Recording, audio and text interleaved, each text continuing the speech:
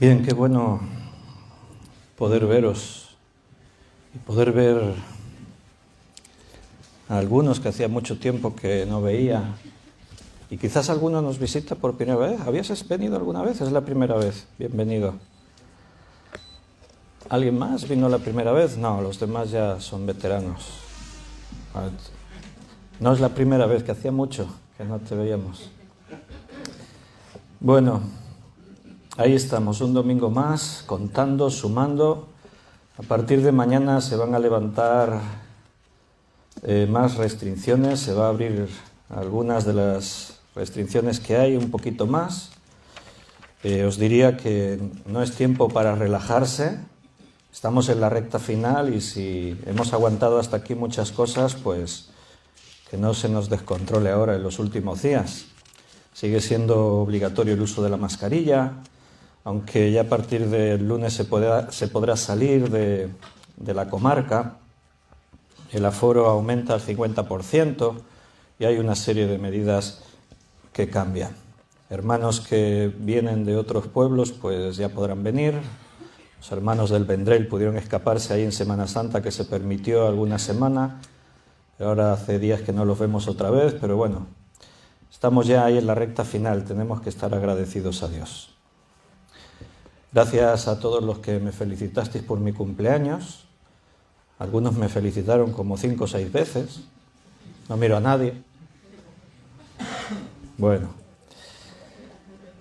hay un evangelio que sin duda para mí es muy especial, supongo que para vosotros también, pero en lo particular porque mis primeros pasos en la fe, y sé que la de algunos de vosotros también se dieron en el Evangelio de Juan, cuando hace ya muchos años atrás, 40 años, los hermanos de Decisión que nos predicaron el Evangelio nos enseñaron las primeras verdades y el amor de Dios por nosotros en ese Evangelio.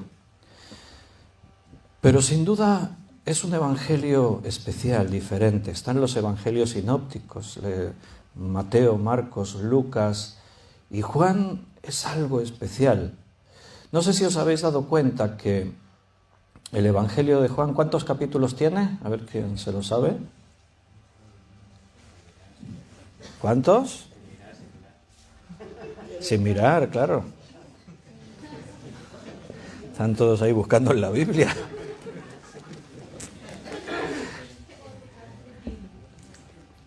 ¿21 sin mirar, habéis dicho?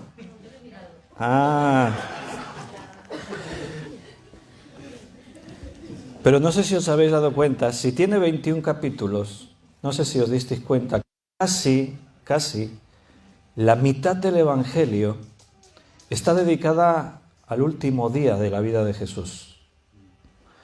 En el capítulo 13 se está celebrando una cena y una serie de acontecimientos que dan lugar a ese último día que Jesús va a vivir sobre la tierra. Y desde el capítulo 13 hasta el final, hasta el 21, esos son las últimas horas de la vida de Jesús. Juan se centró mayormente en ese día, en ese momento. Ahí hay enseñanzas tremendas de lo que Jesús quería decir a sus apóstoles, a los suyos, antes de marcharse, antes de terminar esa primera etapa, esa primera fase de los propósitos que él tenía. Así que nos vamos a parar en este capítulo 13 de Juan. Y desde el versículo 1 al 20 está ese momento en la preparación de esa cena, donde Jesús hace algo realmente sorprendente, de lo que habremos meditado en ello miles, millones de veces, pero sin duda cada vez que te vuelves a detener y miras otra vez este texto, se abren nuevas enseñanzas, se ven nuevas perspectivas, otras formas de aplicar todo esto a nuestra vida. Vamos a leerlo primero y veremos a ver qué es lo que el Espíritu Santo nos quiere decir. Antes de la fiesta de la Pascua, sabiendo Jesús que su hora había llegado para que pasase de este mundo al Padre, como había amado a los suyos que estaban en el mundo, los amó hasta el fin. Y cuando cenaban, como el diablo ya había puesto en el corazón de Judas Iscariote, hijo de Simón, que le entregase, sabiendo Jesús que el Padre le había dado todas las cosas en las manos y que había salido de Dios y a Dios iba, se levantó de la cena y se quitó su manto y tomando una toalla se la ciñó. Luego puso agua en un lebrillo y comenzó a lavar los pies de los discípulos y a enjugarlos con la toalla con que estaba ceñido. Entonces vino a Simón Pedro y Pedro le dijo: Señor, ¿tú me lavas los pies? Respondió Jesús y le dijo: lo que yo hago, tú no lo entiendes ahora, mas lo entenderás después. Pedro le dijo: no me lavarás los pies jamás. Jesús le respondió: si no te lavare, no tendrás parte conmigo. Le dijo Simón Pedro: Señor, no solo mis pies, sino también las manos y la cabeza. Jesús le dijo: el que está lavado no necesita sino lavarse los pies, pues está todo limpio, y vosotros limpios estáis, aunque no todos. Porque sabía quién le iba a entregar, por eso dijo: no estáis limpios todos. Así que después que les hubo lavado los pies, tomó su manto, volvió a la mesa y les dijo: ¿sabéis lo que os he hecho? Vosotros me llamáis Maestro y Señor, y decís bien, porque lo soy. Pues si yo, el Señor y el Maestro, he lavado vuestros pies, vosotros también debéis lavaros los pies los unos a los otros. Porque ejemplo os he dado, para que como yo os he hecho, vosotros también hagáis. De cierto os digo, el siervo no es mayor que su Señor, ni el enviado es mayor que el que le envió. Si sabéis estas cosas, bienaventurados seréis si las hiciereis. No hablo de todos vosotros, yo sé a quienes he elegido, mas para que se cumpla la Escritura, el que come pan conmigo levantó contra mí su calcañar. Desde ahora os digo que antes que suceda, para que cuando suceda creáis que yo soy. De cierto os digo, el que recibe al que me enviare, me recibe a mí, y el que me recibe a mí, recibe al que me envió. Después, a continuación, Jesús vuelve a anunciar la traición de Judas.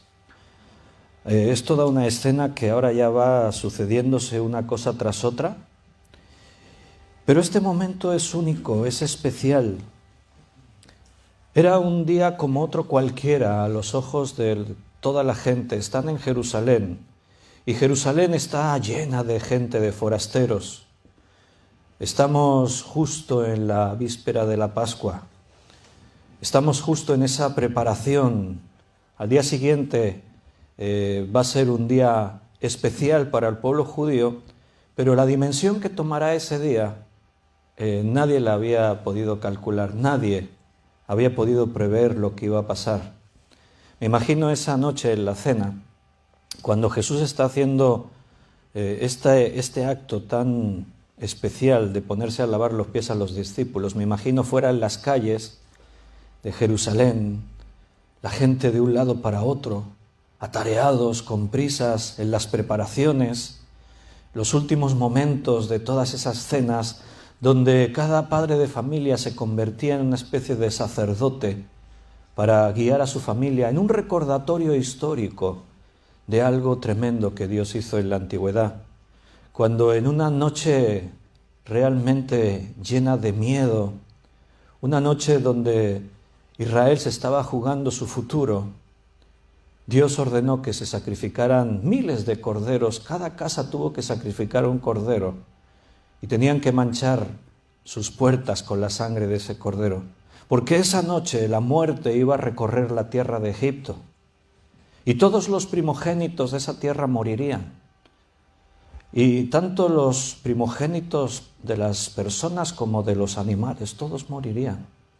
Pero aquellos que por fe hubiesen dado ese paso de derramar esa sangre, la muerte pasaría de sus casas. Cada hogar estaba celebrando ese momento. Dentro de las casas, las familias estaban tomando un momento solemne para recordar y dar gracias a Dios por lo que estaba ocurriendo. Nadie imaginaba que aquella Pascua sería única en toda la historia. que quedaría en la historia año tras año, generación tras generación, como la Pascua especial, como el momento más importante de la historia de la humanidad. Y es más, aquella Pascua daría sentido a todas las otras fiestas de la Pascua que se habían ido celebrando durante miles de años. Ese momento era único, era especial. Ni siquiera los 12 apóstoles que están ahí con Jesús en este aposento alto, ni siquiera ellos seguramente tienen la visión, están comprendiendo lo que está ocurriendo en ese momento. No sabían lo que representaba todo eso, pero ellos eran protagonistas de esa historia. Estaban ahí en un momento único, no solo en la historia de la humanidad, en la eternidad. Pero no tenían idea, no tenían la visión. A veces nos pasa que solo vemos el instante, el momento, vemos las cosas superficiales. A veces no alcanzamos a ver las cosas del espíritu. Vemos las de la carne. Y para ellos, pues era una cena más de la Pascua, aunque en el aire, en el ambiente, las palabras de Jesús, su actitud, cómo reaccionaba, les estaba transmitiendo de una forma u otra que ese día, ese momento era especial. Pero no se atrevían a ser protagonistas, no se atrevían a preguntar, a decir nada.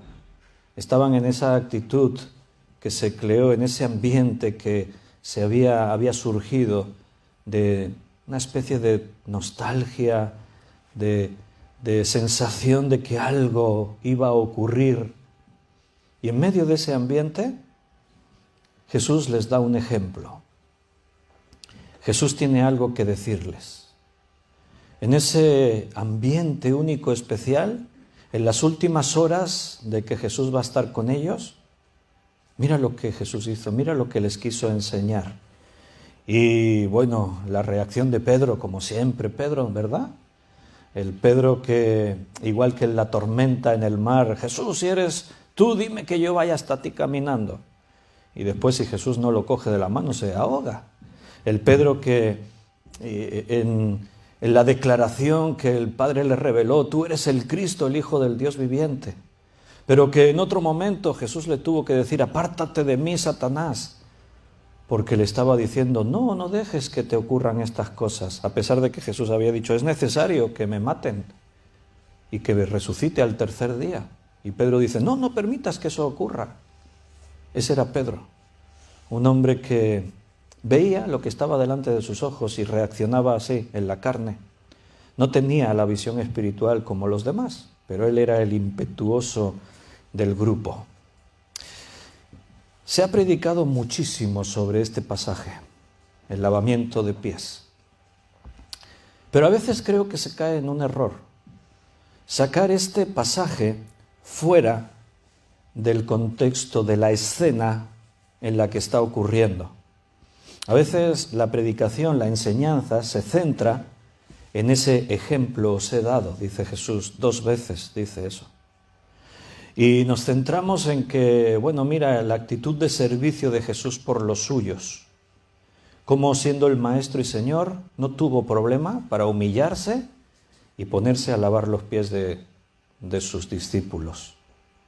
Y cuando nos centramos en toda esa enseñanza y perdemos de vista todo lo demás que está ocurriendo y lo que, en medio de qué momento está esa escena, podemos perder la esencia de la trascendencia que esto tiene.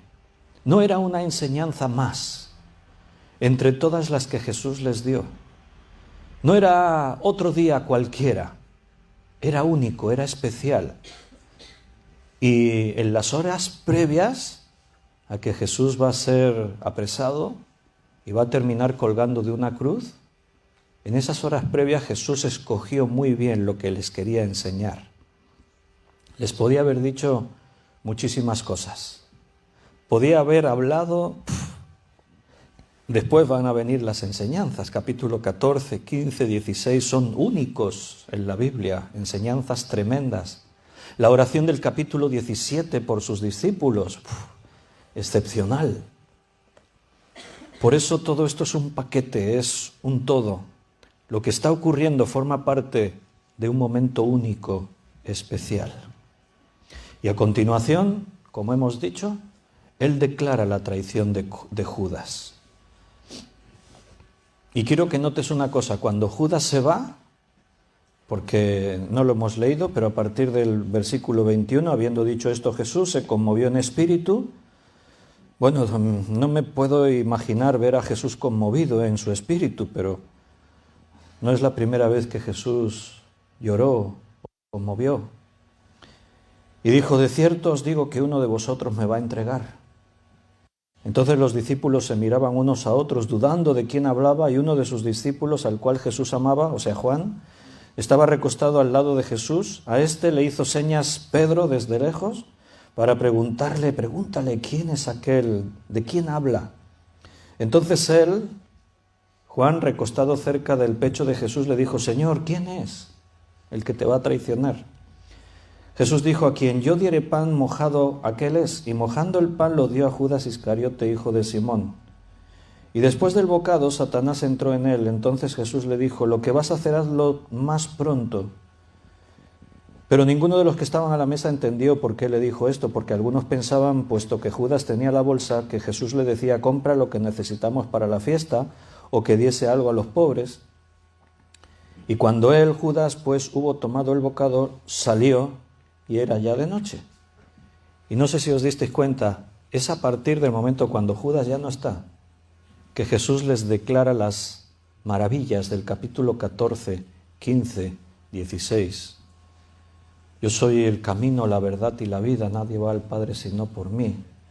¿Sabéis dónde voy? ¿Sabéis el camino? No, Señor, no lo sabemos. ¿Cómo podemos saber? El que me ha visto a mí ha visto al Padre. Habla del Espíritu Santo, de la promesa. Quedan perlas que a través de los siglos fortalecieron a los creyentes, a la iglesia. Seguramente son los 3 capítulos que más se han leído en la historia del cristianismo. Pero Judas no lo pudo oír, ya no estaba ahí. Él había tomado una decisión, él había escogido. La redención habla también de la permanencia de la iglesia como algo que él va a sostener, va a crear y va a sostener. En 3 o 4 horas más a partir de este momento, Jesús estaría en Getsemaní y estaría sudando gotas de sangre y estaría en el momento más difícil de su vida, de todos esos años que estuvo sobre la tierra.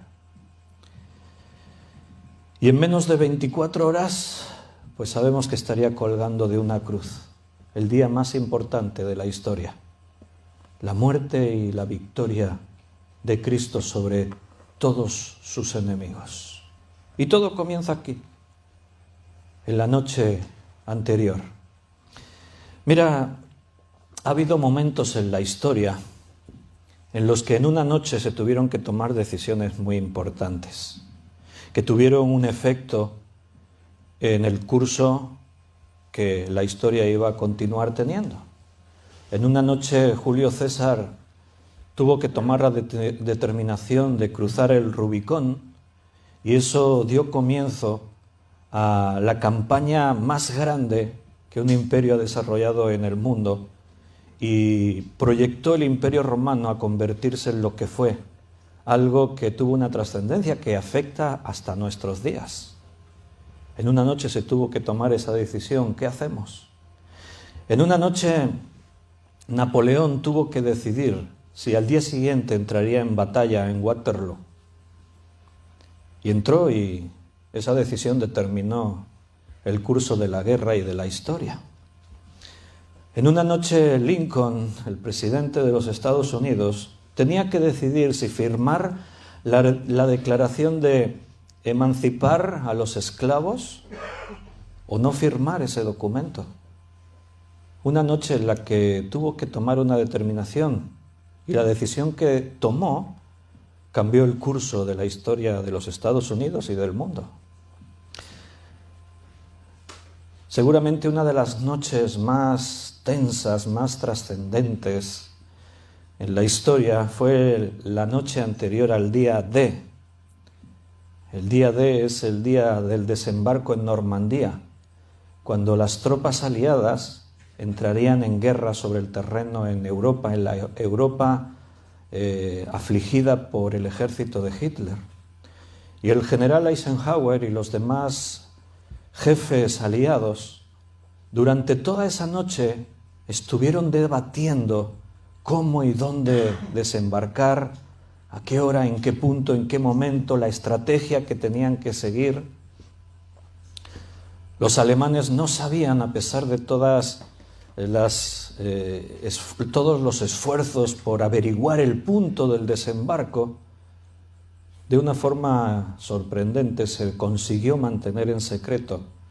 Y esa noche se tuvieron que tomar grandes decisiones que cambiaron el curso de la guerra, la Segunda Guerra Mundial, y que sin duda pues tuvieron un efecto en el número de muertes que habría, en el resultado de la guerra, en la historia hasta donde nosotros hemos llegado. Y así podríamos seguir en una larga lista de decisiones que se tuvieron que tomar durante las horas que transcurrían en una noche, para que al día siguiente la decisión que hemos tomado hoy sea la más acertada, sea lo correcto. Son momentos en los que sabes que es un tiempo único y tienes que aprovecharlo bien, porque un pequeño error, las consecuencias pueden ser tremendas. Jesús quería formar su iglesia. Había escogido 12 hombres para que fuesen los pilares de esa iglesia que debía proyectarse durante todo lo que quedase de la humanidad. Llevamos 2000 años de esa historia y aún nos queda no sabemos cuánto. Jesús escogió a 12 hombres para crear su iglesia. Y estuvo durante más de 3 años con ellos, cada día, enseñándoles, discipulándoles, hablándole de verdades eternas, de misterios insondables.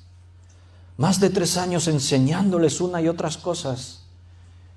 Y hemos llegado a este punto y a veces daba la sensación de que Jesús había fracasado, porque observabas a estos hombres y todavía andaban peleándose entre ellos.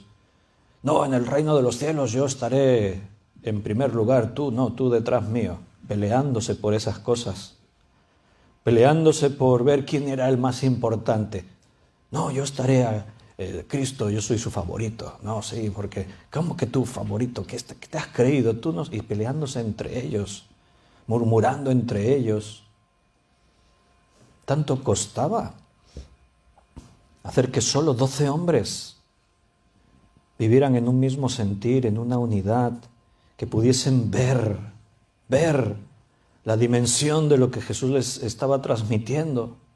Antes os he citado ese momento en el que Jesús no era la primera vez, ya lo había dicho un montón de veces, y otra vez les dice: es necesario que cuando vayamos a Jerusalén yo caiga en manos de los pecadores. Me van a torturar, me van a matar, pero al tercer día resucitaré. Y ahí me imagino a los apóstoles meneando la cabeza. No, pero ¿cómo? Y Pedro, el atrevido: no, Señor, no permitas que eso te acontezca, no lo permitas. Me imagino a Jesús reacciona: no, apártate de mí, Satanás, me eres de tropiezo, porque Jesús estaba en una lucha que nadie conoce.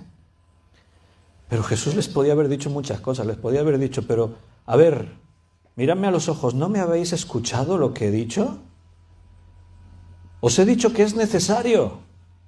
Y os he dicho que al tercer día resucitaré. ¿No lo habéis oído? ¿Estáis sordos?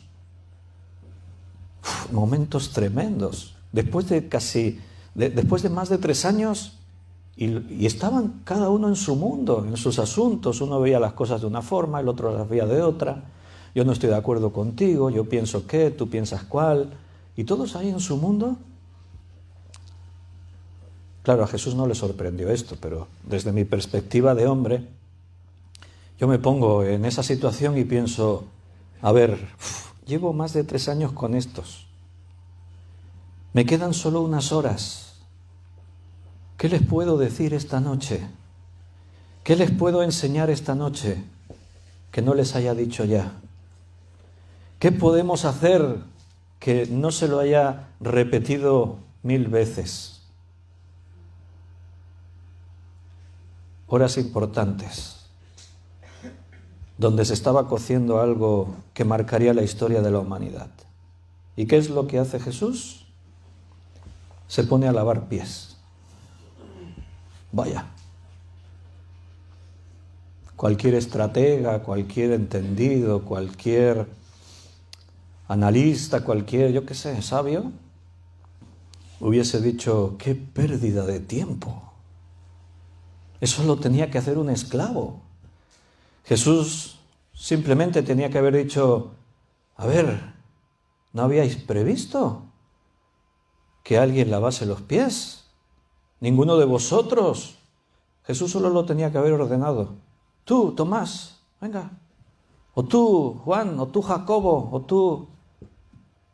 Y le habrían obedecido. Igual a regañadientes, pero hasta ahora lo que Jesús dijo lo hicieron.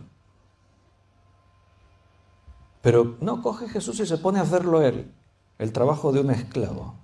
Vaya. Jesús se enfrentaba a su última noche. ¿Y qué hace? Qué bien lo describe Juan.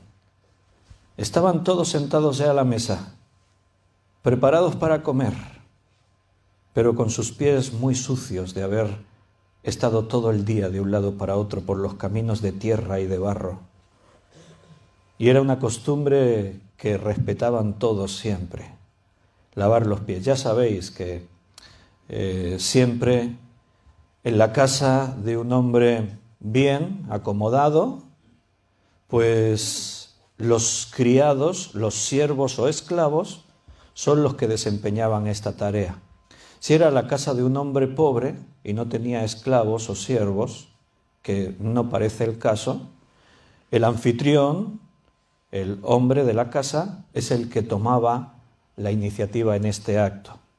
Parece ser que ahí está Jesús y los apóstoles solos, es una cena especial. Él envió a que la prepararan, está preparado todo. Pero parece que en la preparación no se tuvo en cuenta esto. O a lo mejor sí, y no se pusieron de acuerdo. ¿Quién va a lavar los pies? No va a haber un esclavo, no va a haber, estaremos nosotros 12. ¿Quién lo hará? ¿Un voluntario? Y todos. Oye tú, Natanael, ¿yo? ¿Por qué no Tomás? Tú, ¿qué tienes algo contra mí? ¿Cómo que? Me imagino que no se pusieron de acuerdo. Así que ahora estamos ahí en las últimas horas de Jesús y están todos sentados a la mesa. Y me puedo tratar de imaginar la escena. Hay silencio. Jesús los mira uno a uno a sus ojos. En la mirada de Jesús hay tristeza, sin duda. ¿Cuántas veces he tratado de juntaros como la gallina junta sus polluelos y no quisisteis? Momentos tristes en la vida de Jesús. Y deja pasar los segundos. El silencio es de esos que cortan el aire, el ambiente es tremendo. Nadie se mueve, nadie hace nada. Y de pronto Jesús se levanta, sin prisa. Se quita su manto. Lo pliega, lo deja ahí. Se va a aquel rincón donde está el lebrillo, la palangana, con las toallas. Coge una toalla, se la mete así en la cintura, en el cinto. Coge el agua, la vierte en el lebrillo y se acerca al primero de los discípulos que estaban allí. Se arrodilla delante de él y comienza a lavar aquellos pies sucios del polvo y del barro.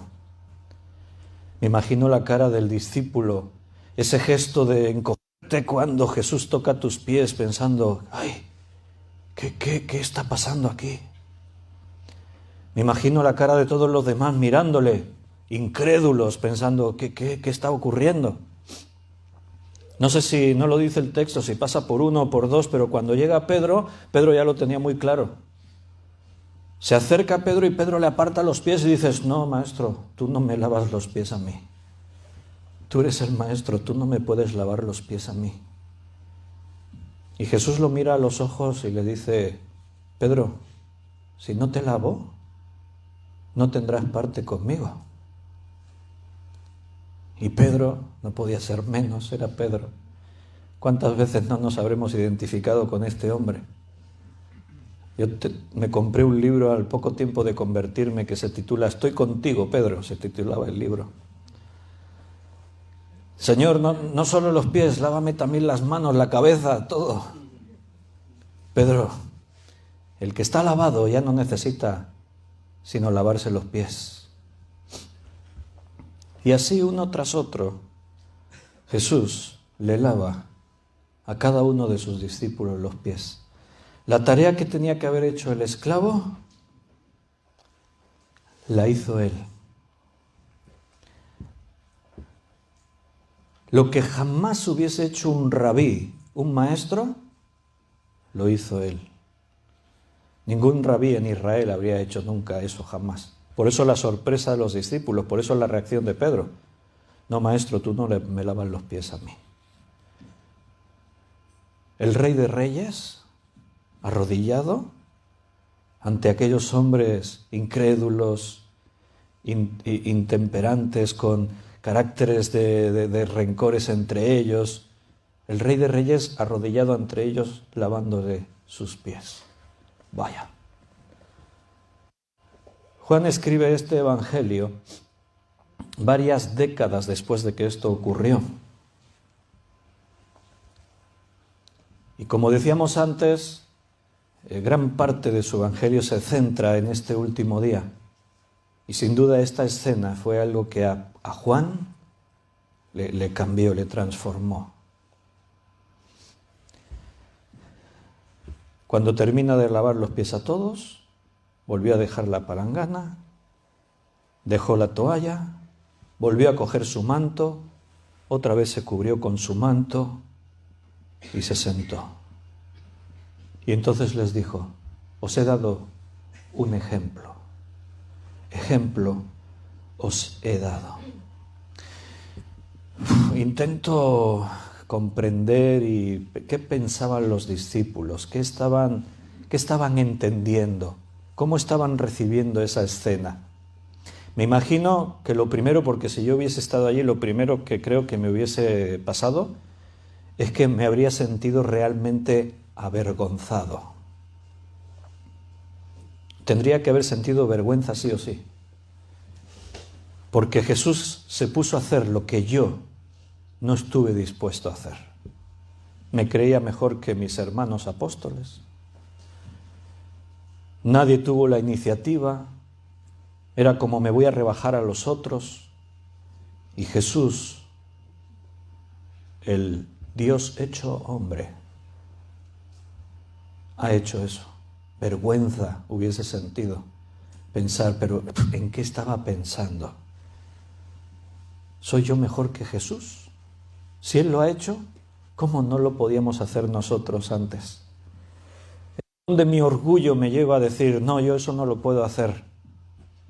¿En dónde a veces nuestro orgullo nos lleva a sentirnos enfadados, enfurecidos porque el hermano me dijo, porque las cosas fueron, porque no es como yo pensaba?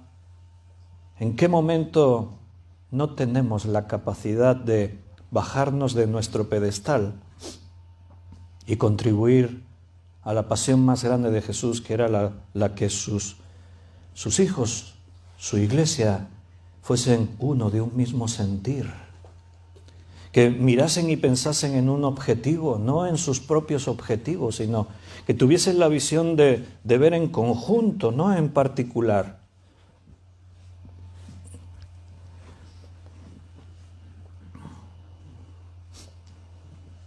Había una necesidad y nadie estaba dispuesto a ponerse, a remangarse y a ponerse. ¿Qué haces tú cuando ves necesidades en la iglesia de Cristo? ¿Qué haces cuando ves a alguien necesitado? ¿Qué haces cuando hay que hacer algo? No, pero es que eso a mí no me corresponde. Yo tengo mis cargos, mis responsabilidades, o eso no va conmigo. ¿Qué haces cuando ves que hay que rebajarse, humillarse? Cuando hay que ceder, cuando hay que tragarse tus derechos y realmente comprendes que formas parte de algo especial, único, como es la Iglesia, algo santo, en el que Cristo opera todavía hoy, en el que Cristo sigue a veces lavando nuestros pies porque nadie más va a hacerlo. Momentos en los que todavía el Rey de Reyes tiene que demostrarnos que aquí lo que importa no es tu ego, quién eres y cuáles son tus ideas, sino que realmente lo que importa es que Cristo siempre sea exaltado, que Cristo esté en su lugar y que seamos nosotros los que le sirvamos. ¿Te acuerdas lo que dijo Jesús? El que hace esto por uno de mis pequeños me lo está haciendo a mí. ¿Eres consciente de eso? Que cuando tú sirves a tus hermanos, en realidad quien sirves es a Jesús. ¿Eres consciente que cuando tú estás trabajando, orando, negándote a ti mismo en beneficio de la unidad del cuerpo de Jesús, realmente lo estás haciendo no por una organización humana, para que nos llevemos mejor y podamos hacer más cosas? No, lo estás haciendo solamente por una causa, por Cristo, por Jesús, para cumplir con sus propósitos, para hacer lo que Él espera que hagamos, para darle honra y gloria a lo que Él vino a hacer a este mundo. Yo reconozco que era una decisión difícil en la carne, porque en la práctica no era tan difícil coger una toalla, ceñírsela, el lebrillo y ponerse a lavar los pies a los discípulos. Era un ratito, no tenía más trascendencia. Pero en nuestra carne eso es difícil, porque todos tenían su punto de vista. Ay, ¿por qué tengo que ser yo? ¿Y por qué no lo hace el otro? ¿Sabéis eso, no? De que los unos por los otros al final la casa se queda sin barrer. ¿Por qué yo? ¿Por qué tengo que tomar? Siempre yo soy el tonto del grupo, ¿no, hombre? Esta vez que sea otro. Todos seguro que tenían sus buenos argumentos. Qué difícil es a veces en nuestra carne tener que negarnos a nosotros mismos. Tener que mirar no con mis ojos, sino con los ojos de Dios, con los ojos de Jesús. ¿Te imaginas a Pedro lavándole los pies a Juan? ¿Te imaginas a Mateo, el publicano, lavándole los pies a Tomás, el incrédulo? No, hombre, que lo haga otro. ¿Por qué tengo que hacerlo yo? Pero Jesús, como en otros muchos momentos que iban a venir, lo hizo en silencio. Las palabras del profeta Isaías cuando dice que como un cordero enmudeció y no abrió su boca, como cordero fue llevado al matadero, no solamente se cayó en ese momento de clavarlo en una cruz, guardó silencio en otros momentos. Los silencios de Jesús en los evangelios dicen más que todas las palabras que dijo. Sus silencios nos hablan realmente al corazón. Y Jesús guardó silencio y uno a uno lavó los pies de todos. No puedo imaginarme el momento en el que se acerca a Judas y toma sus pies en sus manos y le pone el agua y con sus manos le restriega la suciedad. Igual, no sé, no quiero condicionarme a imaginar la escena, pero no sé por qué me imagino la expresión de Judas así como con satisfacción, no sé por qué. Me imagino a Judas como satisfecho, como sintiéndose honrado, no sé por qué.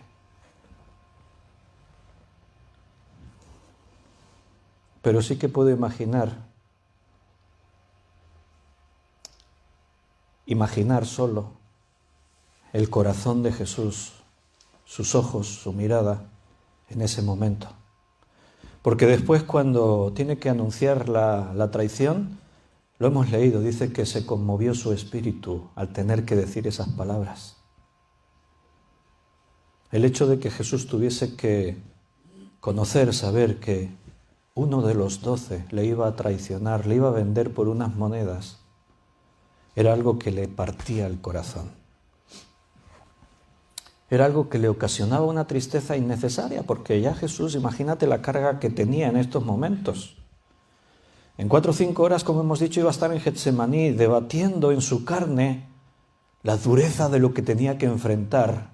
No solo la tortura en la carne, que no nos podemos imaginar, sino que el tener que cargar con el pecado de toda una humanidad. ¿Cómo se puede sentir una persona al cargar con los millones y millones de pecados de toda una humanidad y que caigan sobre ti en un instante? El peso de sentir todo eso. Bueno, por eso se entiende que su corazón en la cruz se rompió, reventó. Esa es la explicación médica que dan los expertos cuando dicen que el soldado con la lanza traspasó su costado y dice que no salió sangre, dice que salió sangre y agua. La explicación es que por un sufrimiento extremo, el corazón de Jesús estaba encharcado, estaba lleno del suero del agua.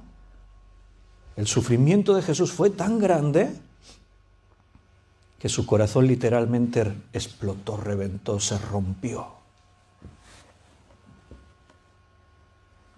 Y con todo lo que tenía que estar enfrentando en ese momento, imagínate el trago de tener que ver a uno de los suyos, sabiendo que se iba a perder para siempre. No me lo quiero ni imaginar, no puedo imaginármelo. Ese momento en el que toma sus pies y se pone a lavarlos y mira a los ojos a Judas, no sé, Jesús pensando como hombre, porque Él es Dios, claro, y sabía todo lo que iba a ocurrir. Por eso dice, para que se cumpliese la Escritura, estaba profetizado. Pero igual que dijo en Getsemaní, si puede, pase de mí esta copa, me imagino a Jesús pensando, ¿por qué tiene que ocurrir esto?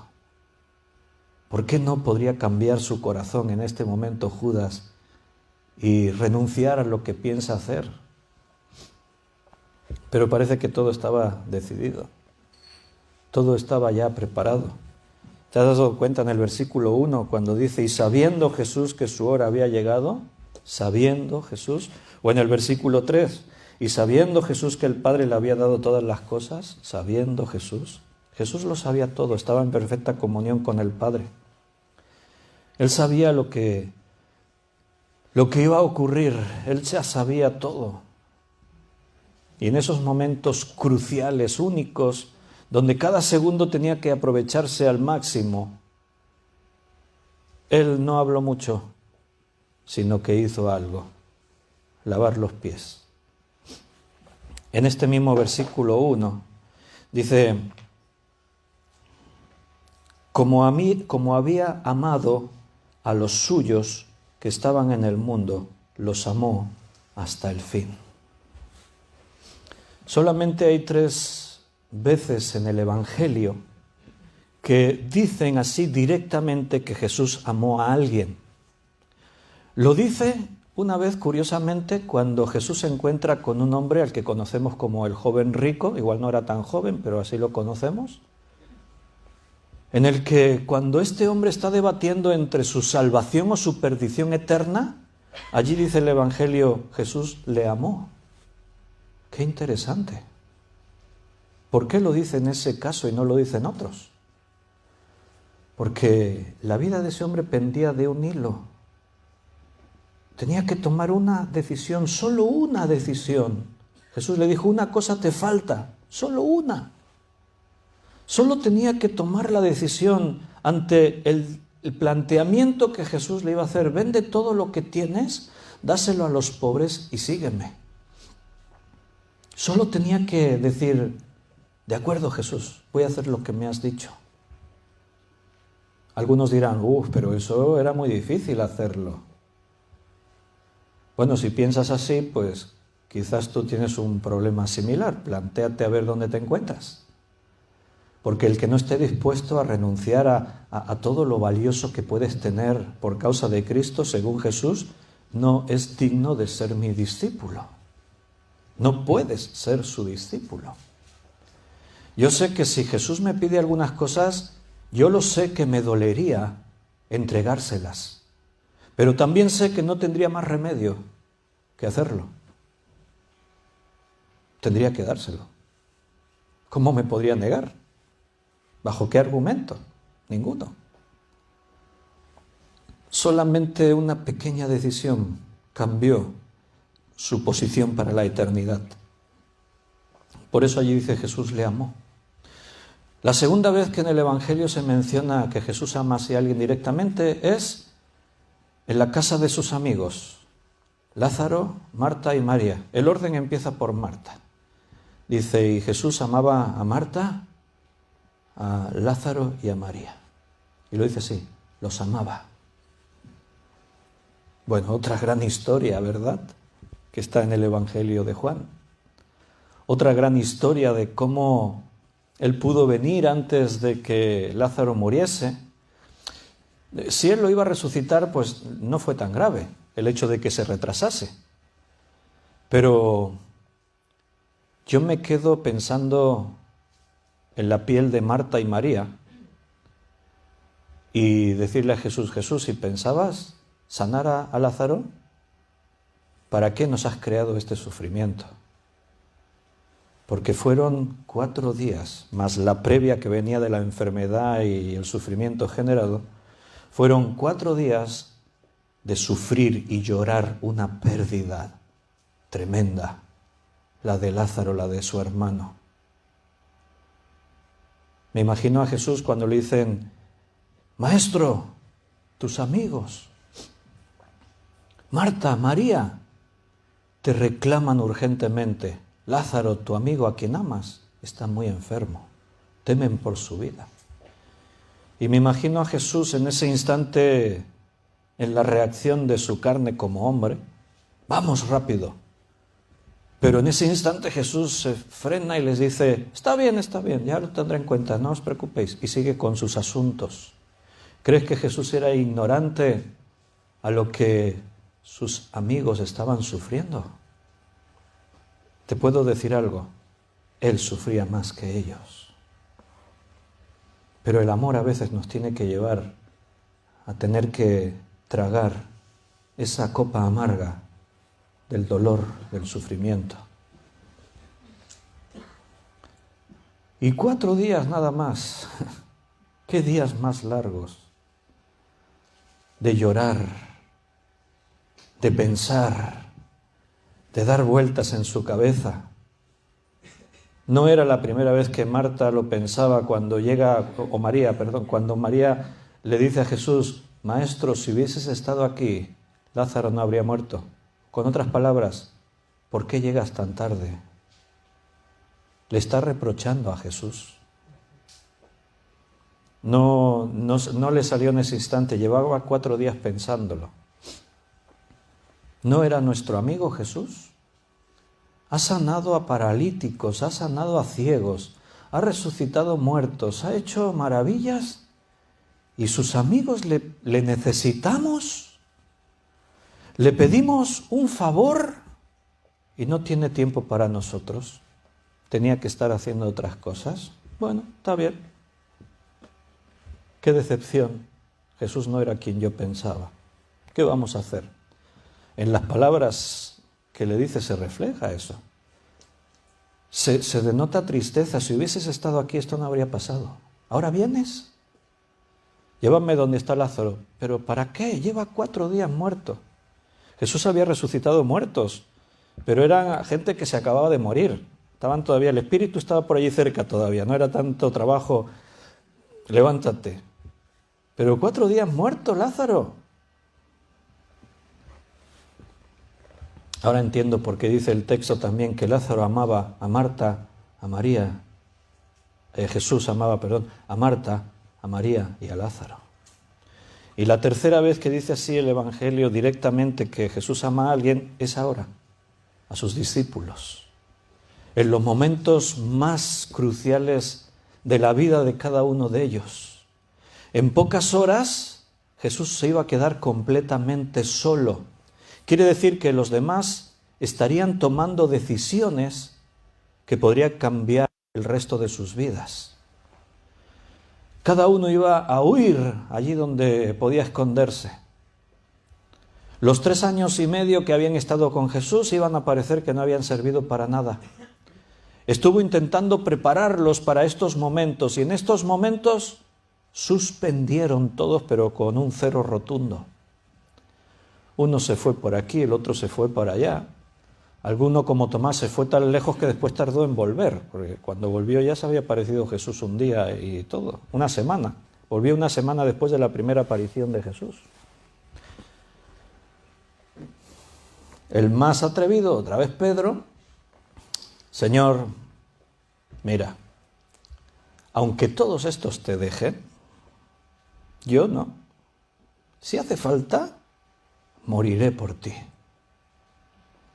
Y otra vez, otro de los momentos tristes de Jesús. Mirando a Pedro a los ojos: Pedro, mira, tengo que decirte algo. Te aseguro que esta noche, antes que el gallo cante, habrás negado no una, sino 3 veces que me conoces. Y yo me imagino el gesto de Pedro: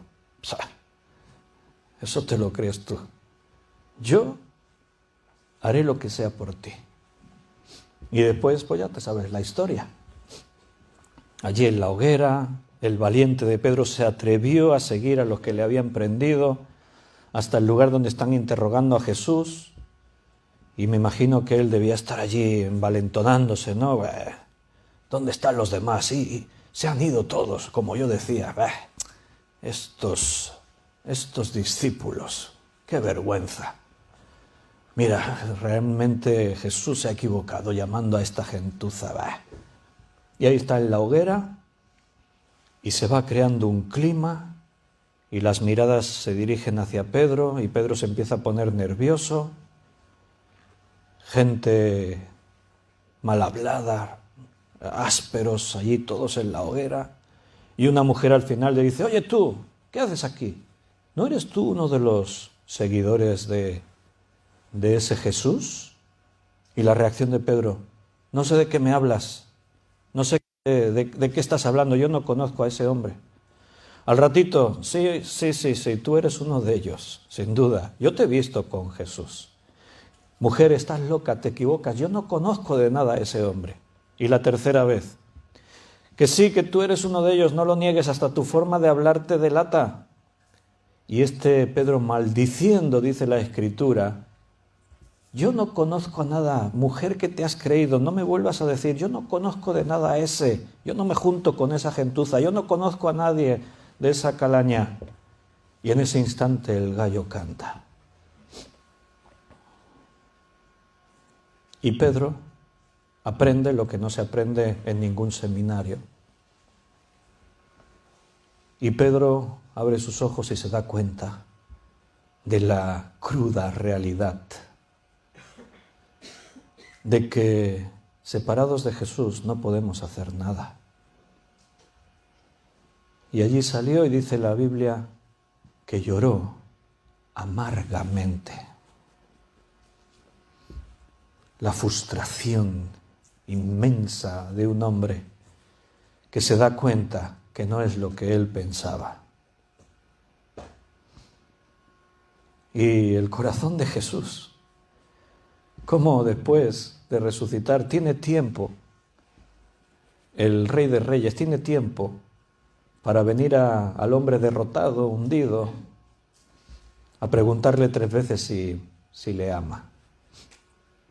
¿Me amas, Pedro? Señor, la última vez, Señor, tú sabes todas las cosas, dice entristeciéndose. No porque le preguntase 3 veces, sino porque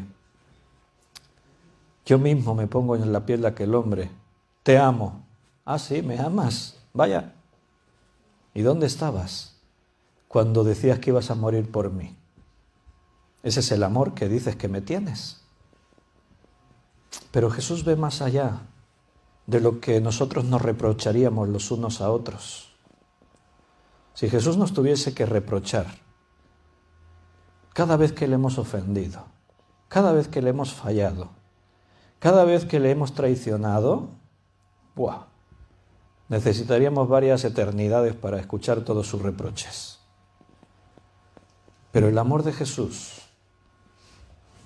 es diferente a lo que en el mundo hemos entendido o visto jamás. Y ahí está Jesús. ¿Me amas? Señor, te amo. No hay un reproche. ¿Me amas? ¿Y entonces por qué? No hay un reproche, hay restauración. Bueno, pues entonces pastorea mis ovejas. ¿Me amas? Sí, apacienta mis ovejas. ¿Me amas? Sí, sírveme. Una nueva oportunidad.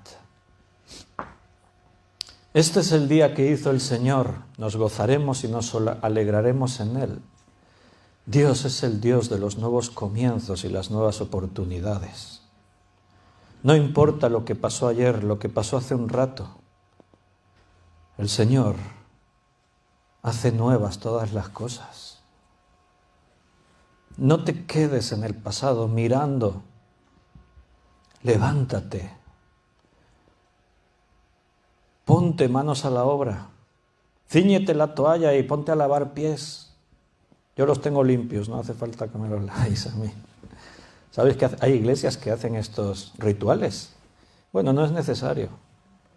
Porque es absurdo ponerse a lavar pies para hacer un ritual y después, en las cosas necesarias y en la práctica, no hay unanimidad, no hay un mismo sentir, hay murmuración. Dice, y les amó hasta el fin. Ese es amor verdadero. Esa es la demostración más grande del amor que podamos intentar comprender. ¿Dios te ama tanto? ¿Jesús te ama tanto? Mira, si ese amor no te derrite, no te hace negarte a ti mismo, si todavía hay dureza en tu corazón ante tanto amor, pues no sé, no hay nada más que yo pueda decir o hacer. Ante el amor de Cristo, lo único que nos queda es humillarnos, inclinarnos, someternos unos a otros, negarnos a nosotros mismos. Lo que Jesús hizo, lo hizo por ti. Lo que Jesús en esas horas siguientes iba a hacer, lo estaba haciendo por cada uno de nosotros.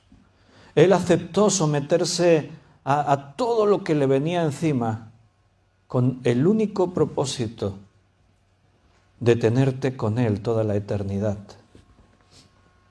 Cuando tú amas tanto a alguien, vas a hacer lo imposible para que esa persona esté bien. Y cuanto Cristo nos amó era para que nosotros podamos durante toda la eternidad ver su sonrisa, ver su mirada alegre al contemplarnos a su lado, en los cielos nuevos y tierra nueva que Él ya tiene diseñado y preparado para nosotros. ¿Y qué vamos a hacer mientras tanto en este tiempo en la tierra? ¿En qué vamos a dedicar nuestro esfuerzo, nuestra vida, nuestros recursos? Ese tiempo que a veces decimos que nos falta para Dios, pero que nos sobra para entretenernos, divertirnos y malgastarlo. No nos dejó huérfanos. Ahí en el capítulo 14 Él prometió el Espíritu Santo. En el capítulo 15 estamos en esas horas, en esos minutos, cuando Judas ya se fue. Jesús les está ahora sí diciendo cosas. Ya les dio un ejemplos he dado, ahora les da una enseñanza. Capítulo 15, la vid verdadera. Separados de mí nada podéis hacer. Si permanecéis en mí y mi palabra permanece en vosotros, pedid cualquier cosa, os va a ser hecho. Seréis invencibles. Pero tienes que estar en Cristo y su palabra tiene que estar inundándote. Y en el capítulo 17, sin duda la oración por excelencia en la Escritura. Padre, la hora ha llegado. Glorifica a tu Hijo, porque también tu Hijo te glorifica a ti. A estos que me has dado, guárdalos de todo mal. Estos que me distes, no te pido que los quites del mundo, sino que los guardes del mal. Y te pido una cosa en especial, porque sé lo que va a ocurrir en la historia de la Iglesia.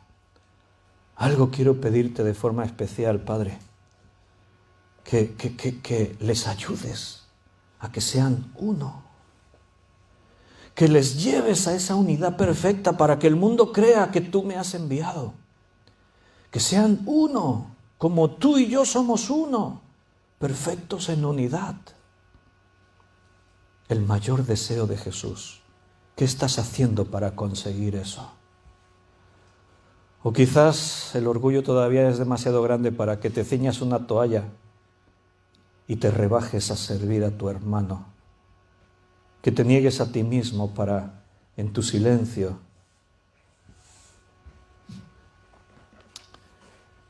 hermanos, yo me siento muy afortunado de tener a un Señor así. No entiendo muchas cosas.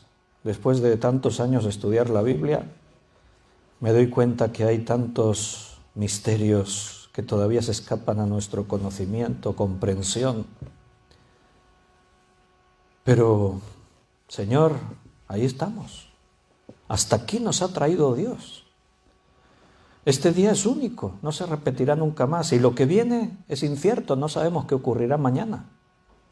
Pero sí podemos decir algo. Gracias, Señor, porque hasta aquí nos has traído. Nos guardaste del mal, nos bendeciste en lo que tenemos. Has estado con nosotros siempre a pesar de las veces que nosotros te hemos dado la espalda. Has seguido uniéndonos a pesar de las veces que nosotros hemos procurado separarnos. ¿Y qué podemos decirte, Señor? Que separados de ti ha quedado demostrado que no podemos hacer nada. Te necesitamos.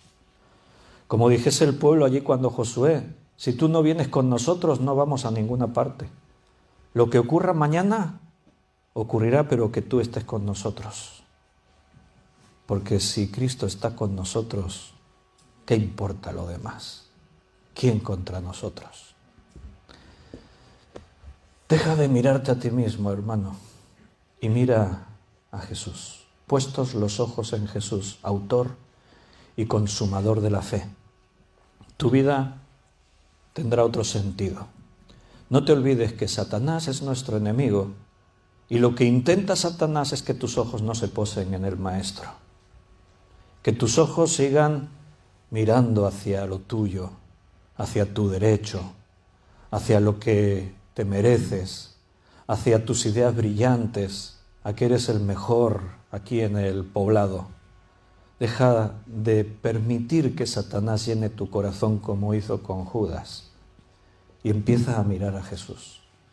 Te aseguro que si somos capaces de fijar nuestros ojos en Jesús, aquel que nos ha dado la salvación, todo lo demás simplemente fluirá. Voy a hacer una oración y nos despediremos con una alabanza a Dios. Vamos a orar.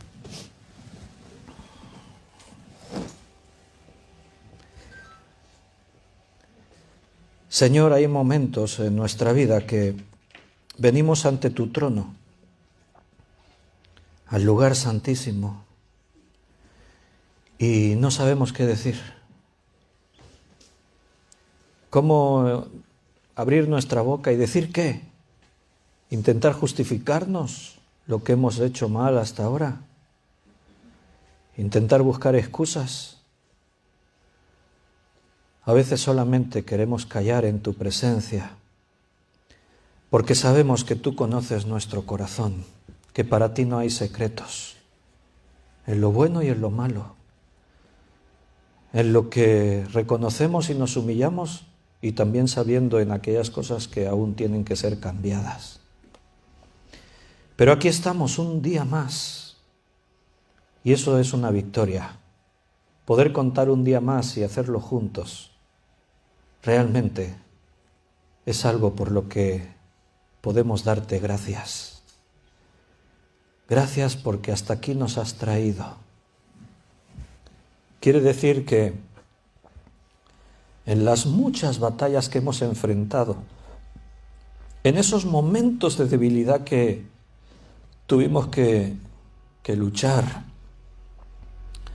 en esos instantes en los que hubiésemos tirado la toalla y ya hubiésemos renunciado a seguir peleando, quiere decir que en todas nuestras batallas hemos vencido. Ah, qué bueno se cumple la Escritura cuando dice que somos más que vencedores por medio de ti. Y aquí estamos, no estamos derrotados, estamos de pie en tu presencia porque ya no importa lo que hicimos mal ayer. Ahora lo que importa es que tú nos vuelves a tender tu mano. Tú eres un Dios que no mira lo que pasó ayer. Dice tu palabra en Malaquías que todos nuestros pecados se fueron a lo profundo del mar y tú nunca más te acordarás de ellos. Tú ya no recuerdas allí donde te ofendimos, donde fracasamos. Tú miras estas vasijas, estos vasos de barro y pones dentro de ellos tesoros valiosísimos, pones tu gloria. Y nos sentimos honrados y también confundidos porque ¿qué somos nosotros para que nos visites, para que vengas a nuestras vidas, a morar en nuestro hogar, en nuestra vida? ¿Qué somos, Señor? Pero honramos tu nombre con nuestra decisión de alzar nuestros ojos, ponerlos en Jesús y sin tener en cuenta ya lo que pasó ayer, con la decisión firme, Señor, en este momento de honrar tu nombre, lo que queda de este día, mañana, pasado y hasta el día en que estemos contigo en los cielos, siendo conscientes que aún caeremos, pero somos justos, tú nos justificaste, así que nos levantaremos las veces que haga falta.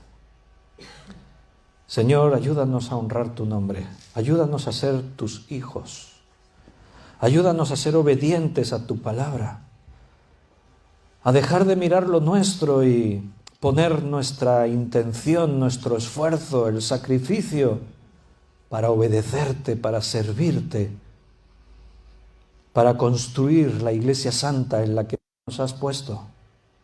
Porque tú eres quien edifica a tu iglesia y miembros los unos de los otros, inseparables, inquebrantable lo que tú has hecho. Ni las puertas del Hades ni de la muerte van a prevalecer contra nosotros, porque tenemos tu Santo Espíritu. Gracias, Señor, por cada uno de mis hermanos. Son parte mía. Nos amamos, aunque a veces no nos damos cuenta y tenemos que seguir trabajando en ello. Pero el amor que tú nos has dado, que fluya, que corra, no es un mito. Queremos ser como la iglesia de los Hechos de los Apóstoles. Esa iglesia que fue perdiendo el primer amor, pero nosotros queremos recuperar el amor que perdimos a través de los siglos. En este tiempo difícil, peligroso en el que vivimos, no sabemos lo que nos vendrá en la carne, pero seguro que vendrán duras pruebas. Pero queremos, Señor, ver con los ojos del Espíritu, no con los ojos de nuestra carne. Y sobre todo, Señor, queremos hacer tu voluntad. Ayúdanos. Ese es nuestro deseo. Esa es nuestra petición. En este domingo 25 de abril del año 2021, queremos, aunque nos asusta, queremos ser los hombres, las mujeres que el mundo necesita, los soldados que esta batalla requiere. Queremos, Señor, someternos a ti y hacer tu voluntad. Ayúdanos, Padre. Perdona nuestros pecados, perdona nuestras faltas, nuestras ofensas, y ahí estamos a tus pies para que tú, Señor, nos levantes y nos uses como tú quieras. A ti la gloria, Padre, honramos tu nombre. Y siempre, claro, en el precioso nombre de nuestro Señor Jesucristo. Amén.